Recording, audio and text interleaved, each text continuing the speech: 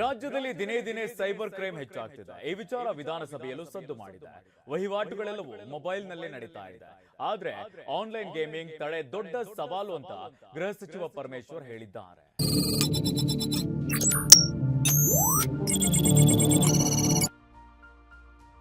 ವಿಧಾನಸಭೆಯಲ್ಲಿ cyber crime ಸದ್ದು, ಗೃಹ ಸಚಿವರ ಉತ್ತರ. ಆನ್ಲೈನ್ ಗೇಮಿಂಗ್ ತಡೆ ದೊಡ್ಡ ಸವಾಲು ಎಂದ ಪರಮೇಶ್ವರ್. ಪ್ರತಿದಿನ ಸಹಸ್ರಾರು ಜನ ಸೈಬರ್ ವಂಚನೆಗೆ ತುತ್ತಾಗುತ್ತಿದ್ದು, ನಿನ್ನೆ ಇದೇ ವಿಚಾರ ವಿಧಾನಸಭೆಯಲ್ಲಿ ಪ್ರತಿಧ್ವನಿಸಿತು. ನೋಡಿ, ಸೈಬರ್ ಕ್ರೈಮ್ ಅಲ್ಲಿ ಇಡೀ ದೇಶಕ್ಕೆ ಕಂಪೇರ್ ಮಾಡಿದ್ರೆ ಕರ್ನಾಟಕದಲ್ಲಿ ಸೈಬರ್ ಕ್ರೈಮ್ ನಲ್ಲಿ ಹೆಚ್ಚಿನ ಪ್ರಕರಣಗಳು ದಾಖಲಾಗಿರ್ತಕ್ಕಂಥದ್ದು ಕೂಡ ನಾವು ಗಮನದಲ್ಲಿ ನೋಡ್ತೇವೆ.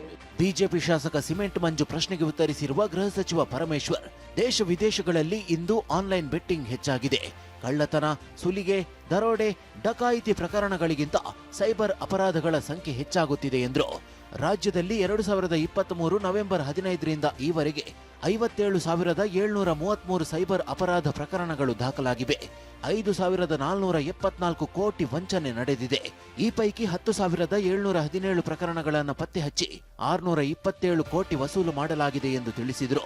ಡಕಾಯಿತಿ ಆಗುತ್ತೆ, ರಾಬರಿ ಆಗುತ್ತೆ, ಇಂಥ ಅಪರಾಧಗಳನ್ನು ಹಿಂದೆಲ್ಲ ಅದೇ ಸಂಖ್ಯೆ ಜಾಸ್ತಿ ಇರ್ತಾ ಇತ್ತು. ಆದರೆ ಇತ್ತೀಚೆಗೆ ಈ ಸೈಬರ್ ಸಂಖ್ಯೆ ಭಾಳ ಜಾಸ್ತಿ ಆಗಿರ್ತವೆ. ಕಳೆದ 4 ವರ್ಷದಲ್ಲಿ ಸುಮಾರು ಕರ್ನಾಟಕದಲ್ಲಿ 52,000 ಸೈಬರ್ ಅಪರಾಧಗಳಾಗಿದ್ದಾವೆ. ದಿನೇ ದಿನೇ ಅದು ಹೆಚ್ಚಾಗ್ತಾ ಇದೆ. ಆನ್ಲೈನ್ ಗೇಮ್ಸ್ ನಿರ್ಬಂಧಿಸಲು ಕರ್ನಾಟಕ ಪೊಲೀಸ್ ಕಾಯ್ದೆಗೆ ತಾಂತ್ರಿಕ ಅಂಶಗಳನ್ನು ಸೇರ್ಪಡೆ ಮಾಡಲಾಗಿತ್ತು. ಇದರ ವಿರುದ್ಧ ಇಂಡಿಯನ್ ಗೇಮಿಂಗ್ ಫೆಡರೇಷನ್ ಹೈಕೋರ್ಟ್ನಲ್ಲಿ ಮೊಕದ್ದಮೆ ಹೂಡಿದ್ದು, ಸರ್ಕಾರದ ಆದೇಶವನ್ನು ನ್ಯಾಯಾಲಯ ರದ್ದುಪಡಿಸಿತ್ತು. ಹೈಕೋರ್ಟ್ ಆದೇಶ ಪ್ರಶ್ನಿಸಿ ರಾಜ್ಯ ಸರ್ಕಾರ ಸುಪ್ರೀಂ ಕೋರ್ಟ್ ಮೊರೆ ಹೋಗಿದೆ.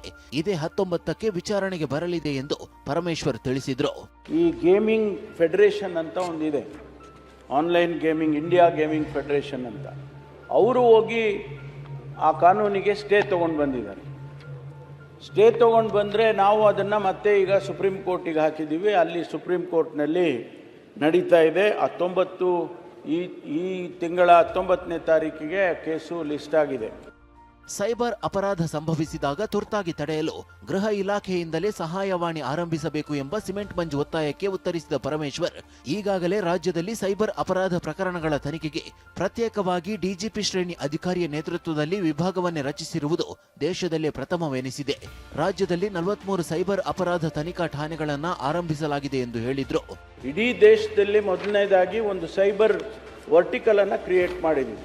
ಒಬ್ಬರು DGPಯನ್ನು ಅದಕ್ಕೆ ನೇಮಕ ಮಾಡಿ, ಆ DGP ಅವರ ಅಡಿಯಲ್ಲಿ ಯಾವ ರೀತಿ ನಮಗೆ CID ಇದೆ ಅಥವಾ ಫೈರ್ ಇದೆ, ಪ್ರಿಸನ್ ಇದೆ, ಅದೇ ರೀತಿಯಲ್ಲಿ ಒಂದು ವರ್ಟಿಕಲ್ ಕ್ರಿಯೇಟ್ ಮಾಡಿ ಇಡೀ ದೇಶದಲ್ಲಿ ಮೊದಲನೇ ಬಾರಿಗೆ ಮಾಡಿದ್ದೇವೆ. 43 ಪೊಲೀಸ್ ಸ್ಟೇಷನ್ಸ್ ಅದಕ್ಕಾಗಿ ಸ್ಟೇಷನ್ ಅಂತ ಮಾಡಿದ್ದೀವಿ. ಸೈಬರಿಗೆ ಗೋಸ್ಕರನೇ ಸಪರೇಟ್ ಆಗಿ ಸ್ಟೇಷನ್ನಲ್ಲಿ ಮಾಡಿದ್ದೀವಿ. ಅದರಿಂದನೇ ಈ ಸಂಖ್ಯೆಗಳು ಕಡಿಮೆ ಆಗ್ತಾ ಇದೆ. ಅದೇನೇ ಇರಲಿ, ಇವತ್ತು ಮೊಬೈಲ್ ಇಲ್ಲದೆ ಏನೂ ಇಲ್ಲ. ವ್ಯಾಪಾರ ವಹಿವಾಟು ಸೇರಿ ಬಹುತೇಕ ಹಣಕಾಸು ವ್ಯವಹಾರಗಳನ್ನು ಆನ್ಲೈನ್ನಲ್ಲೇ ನಡೆಸಲಾಗುತ್ತೆ. ಹೀಗಿರುವಾಗ ಸೈಬರ್ ಕ್ರೈಮ್ ಕೂಡ ಪೆಡಂಭೂತದಂತೆ ಕಾಡುತ್ತಿದೆ. ಸೈಬರ್ ಅಪರಾಧಗಳನ್ನು ಮಟ್ಟ ಹಾಕಲು ಸರ್ಕಾರ ಇನ್ನಷ್ಟು ಕಟ್ಟುನಿಟ್ಟಿನ ಕ್ರಮ ಕೈಗೊಳ್ಳಬೇಕಿದೆ. Bureau report, TV9.